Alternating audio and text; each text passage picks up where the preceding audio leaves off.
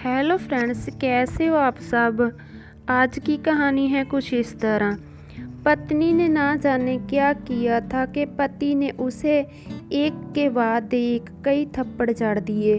हमेशा हर सिचुएशन को शांत में हैंडल करने वाली पत्नी भी इस बार इतनी अशांत हो उठी कि उसने अपनी चप्पल ही निकालकर पति की ओर फेंक दी। पत्नी चप्पल पति के बालों को छूते हुए निकल गई।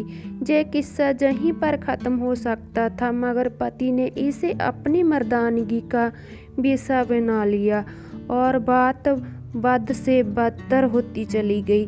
रिश्तेदारों ने भी आग में घी का काम किया।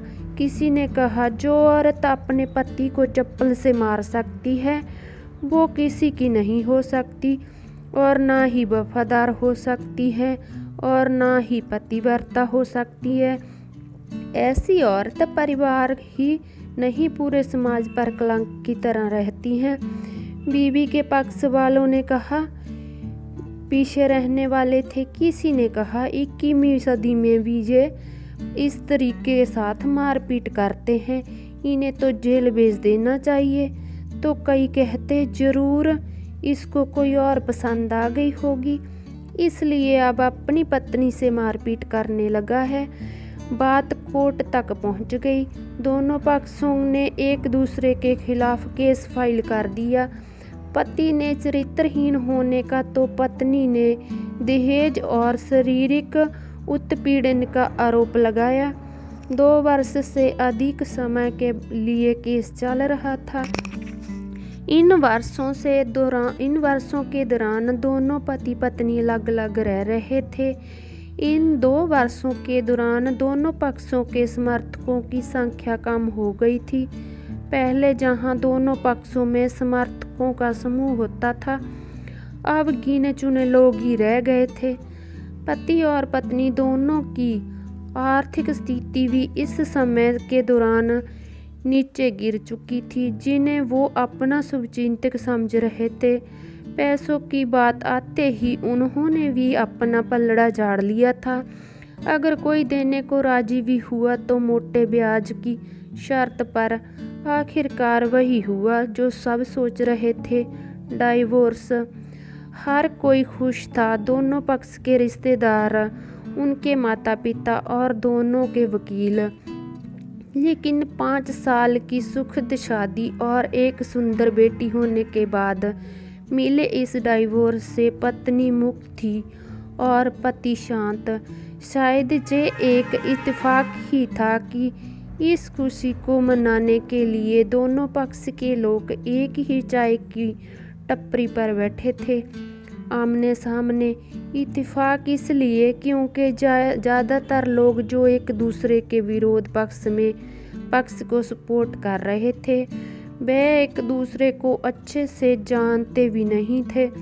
पति पत्नी भी इन सभी से दूर एक दूसरे के सामने मेज पर बैठे थे। पत्नी ने पति से कहा, अब तो खुश होंगे ना, तुम्हारे मन की जो हो गई है मुबारक हो।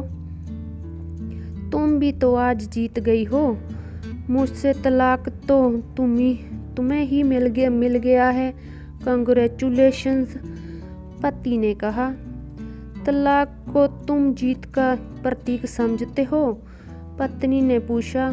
पति चुप रहा। थोड़ी देर की शांति के बाद पति ने कहा, मुझे तुम्हें 5 लाख रुपए अभी और हर महीने 8,000 देने का आदेश है। अभी मेरे पास पैसे नहीं है, इसलिए मेरा जो सिटी में फ्लैट है उसे तुम्हारे नाम कर देता हूँ। पत्नी बोली, लेकिन उस फ्लैट की कीमत तो 18 लाख की है।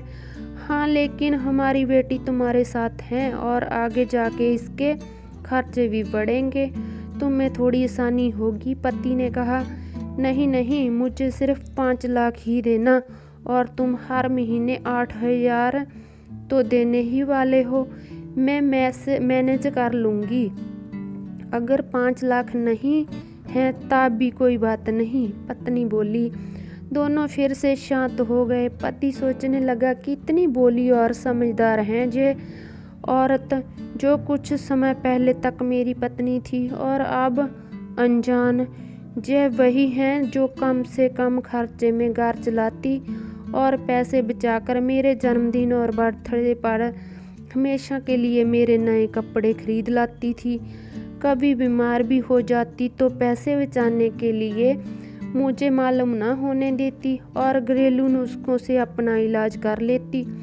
मगर घर में कोई और बीमार होता तो तुरंत डॉक्टर के पास लेकर जाती। मेरी ही मत मारी गई थी।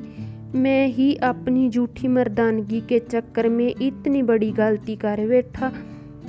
पत्नी के दिमाग में भी उथल पुथल चल रही थी। अभी भी वैसा का वैसा ही है। पहले भी खुद से ज़्यादा हमारे बारे में सोचता था और अब भी वही कर रहा है। ये वही आदमी है जो मुझे एक्सीडेंट से बचाने के लिए खुद मोटरसाइकिल के आगे कूद पड़ा था और इतनी अपनी उंगली तोड़वा बैठा था। पता नहीं कौन सी मनहूस घड़ी में मैं इससे झगड़ा कर बैठी। पति ने मौन तोड़ते हुए पूछा, अब तुम्हारे कमर का दर्द कैसा है? ज़्यादा तकलीफ तो नहीं होती? पत्नी हल्का सा मुस्कुराई और बोली, अभी भी होता है। अब तो पेट में भी क्रीम्स उठते हैं। वो तो होगा ही। तुम योगा या कसरत भी तो नहीं करती हो। अब किसी डॉक्टर को जरूर दिखा लेना। पति ने कहा, तुम बताओ तुम्हारा अस्थमा कैसा है? क्या आप भी दौरे पड़ते हैं? पत्नी ने पूछा। हाँ पड़ते हैं, पहले से ज़्यादा, क्योंकि अक्सर इन्हेलर भूल जाया करता हूँ। याद दिलाने के लिए तुम जो नहीं हो अब, पति बोला।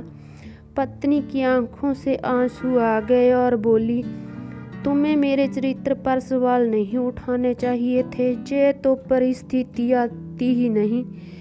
हाँ मैं जानता हूँ तुम बहुत अच्छी हो। मुझसे गलती हो गई, बहुत बड़ी। मैं लोगों के बहकावे में आ गया था। पति बोला, तुमने भी तो मुझ पर दहेज का इल्ज़ाम लगाया था। वो बोला, गलत था और इस बात का मुझे भी पछतावा हुआ। पत्नी ने कहा। पति कुछ कहना चाह रहा था कि लेकिन हिचकिचाता रहा। पत्नी ने पूछा, कुछ कहना चाहते हो? वो बोला, क्या सब पहले जैसा नहीं हो सकता? क्या मतलब? पत्नी बोली, मतलब कि हम फिर से एक पहले की तरह पति पत्नी बनकर, सच्चे दोस्त बनकर नहीं रह सकते? पति बोला, पर जे डाइवोर्स के पेपर दिखाते हुए पत्नी ने कहा, फाड़ देते हैं। पति ने अपने पास रखे डाइवोर्स के पेपर फाड़ते हुए कहा।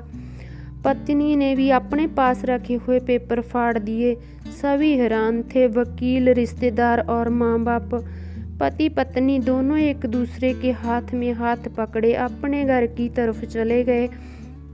दोस्तों, ये कहानी उन हर पति पत्नी के लिए बड़ी सीख है जो छोटी छोटी बातों पर लड़ते हैं और इन झगड़ों को बड़ा बना के अलग होने का डिसीजन लेते हैं। प्यार और झगड़ा तो एक सिक्के के दो पहलू की तरह हैं।